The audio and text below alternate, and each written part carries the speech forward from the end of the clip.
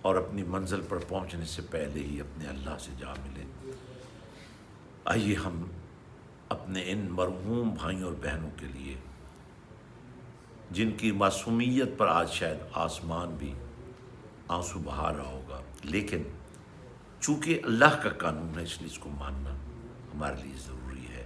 اللہ تعالیٰ ان تمام شہداء کی جو PIA کے طیارے کے حادثے میں شہادت پر فائز ہوئے، اللہ تعالیٰ ان کی مغفرت فرمائے۔ اللہم صلی علی سیدنا مولانا محمد وعلی آل سیدنا و مولانا محمد وبارک وسلم وصلی علیہ۔ الہ العالمین، تیرا نام لیا گیا، یا اللہ تیرا ذکر کیا گیا، یا اللہ پاک تیرے دین کا پرچار کیا گیا، اللہ اسے ہمارے لیے شرف قبولیت عطا فرما، اور اس تمام تر ثواب کو 5 کروڑ درود پاک کے ساتھ قریب آقا محمد رسول اللہ صلی اللہ علیہ وسلم کی بارگاہ میں پیش کرتے ہیں، اور آپ کے وسیلہ جلیلہ سے تمام انبیاء کرام، صحابہ کرام، اہل بیت اطہار، اولیاء کاملین، اور بالخصوص شہدائے PIA حادثہ، اللہ پاک ان کی ان منزلوں کو آسان فرما، اور رمضان میں یہ سفر شہادت اور عشرہ مغفرت، عشرہ نجات جہنم کے اس اور شب قدر کی اس نورانی کیفیت میں مولا جو تیرے حضور پہنچے ہیں، مولا ان کے گناہوں کو معاف فرما، یا اللہ پاک ان کے درجات بلند فرما، ان کے اہل خانہ کو اور ان کے عزیز و اقارب کو اس غم پر صبر عطا فرما۔ ربنا آتنا فی الدنیا حسنہ وفی الآخرۃ حسنہ وقنا عذاب النار وادخلنا الجنۃ مع الابرار یا عزیز یا غفار یا رب العالمین۔ الفاتحہ۔ بسم اللہ الرحمن الرحیم، الحمد للہ رب العالمین الرحمن الرحیم مالک یوم الدین، ایاک نعبد و ایاک نستعین، اہدنا الصراط المستقیم صراط الذین انعمت علیہم غیر المغضوب علیہم ولا الضالین، آمین برحمتک یا ارحم الراحمین، بحق لا الہ الا اللہ محمد رسول اللہ صلی اللہ علیہ وسلم۔